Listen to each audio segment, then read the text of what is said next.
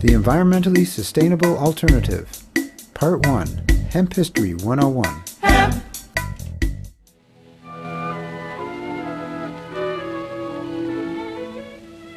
Long ago, when these ancient Grecian temples were new, hemp was already old in the service of mankind.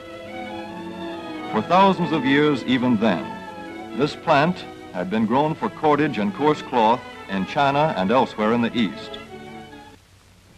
For centuries prior to about 1850, all the ships that sailed the western seas were rigged with hempen rope and sails. For the sailor, no less than the hangman, hemp was indispensable. The Conestoga wagons and prairie schooners of pioneer days were covered with hempen canvas. Indeed, the very word canvas comes from the Arabic word for hemp.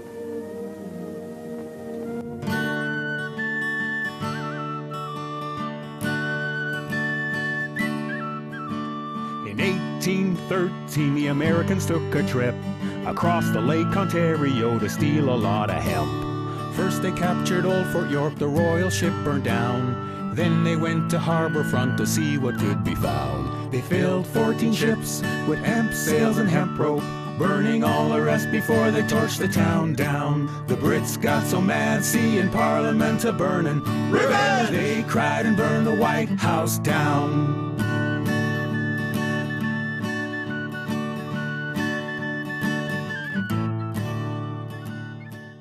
In the old days, breaking was done by hand, one of the hardest jobs known to man.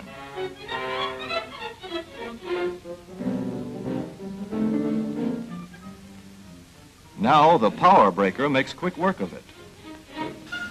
The hemp industry can now recover 95% of the fibers, rather than the 25 to 50% as before. In 1935, Henry Ford's desire to unite industry and agriculture would lead to the formation of the Farm Commercial Council. The Commercial model would use the country's farmers to supply the industrial needs of the 20th century. The expanded markets would bolster the dismal state of affairs on American farms and ease the emerging problems of petrochemical pollution. Ford and the council would find support in the like-minded genius of Thomas Edison and plant geneticists George Washington Carver and Luther Burbank.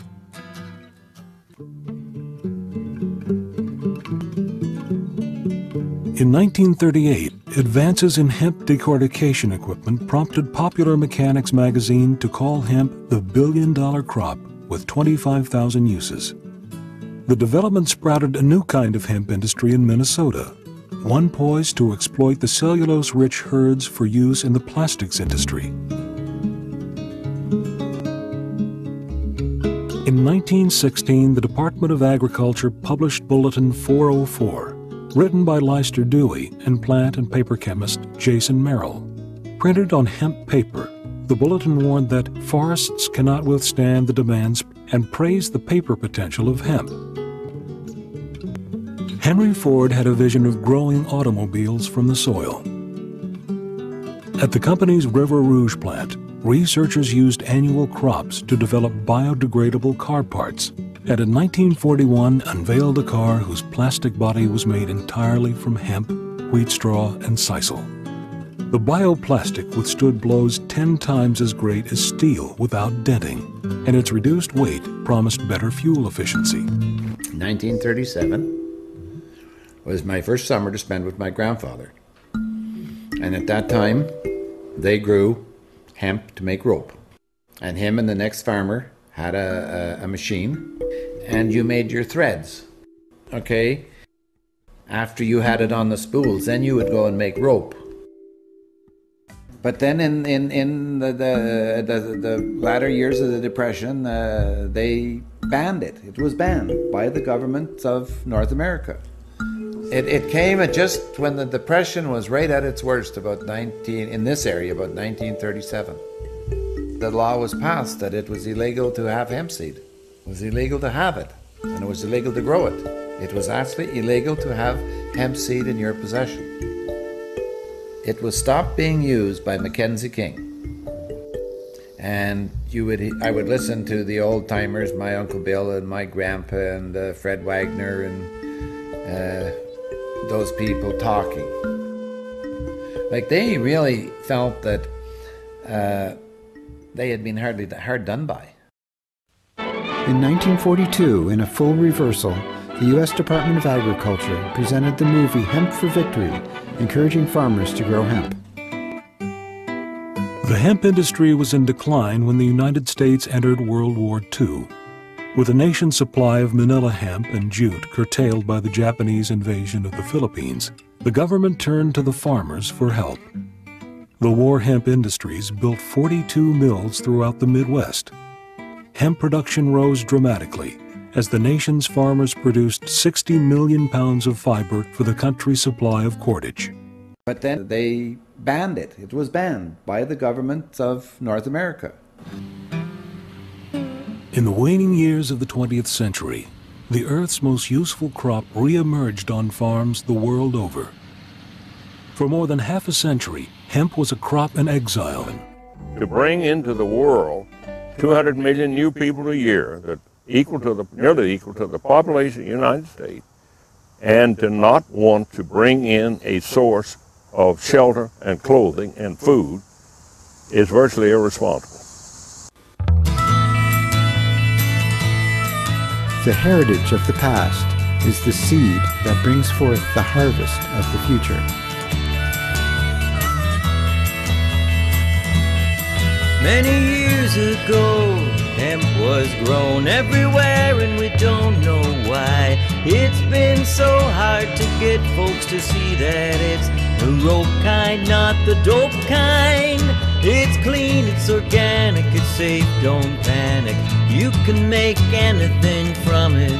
It's a miracle plant, there's nothing hemp can't do. We know you'll love it. The earth has a chance for survival.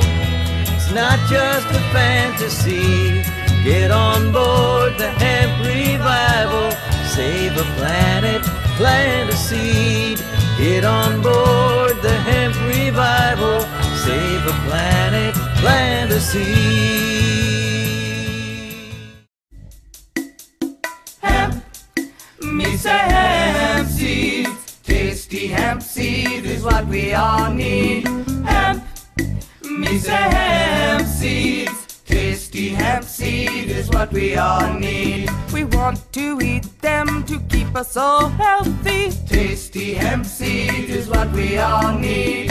Put them in our recipes, put them in our oatmeal. Tasty hemp seed is what we all need. Hemp, me say hemp seeds. Tasty hemp seed is what we all need. Hemp, me say hemp seeds. Tasty hemp seed is what we all need. Essential fatty acids and lots of protein. Tasty hemp seed is what we all need. Toasted, roasted, salted or dehulled. Tasty hemp seed is what we all need. Hemp, me say hemp seed. Tasty hemp seed is what we all need. Hemp, me say hemp seeds. Tasty hemp seed is what we all need. Omega-3, omega-6 and GLA. Tasty hemp seed is what we all need. Make them into smoothies, make them into ice cream. Tasty hemp seed is what we all need. Hemp, me say hemp seed. Tasty hemp seed is what we all need. Hemp, me say hemp seeds. Tasty hemp seed is what we all need.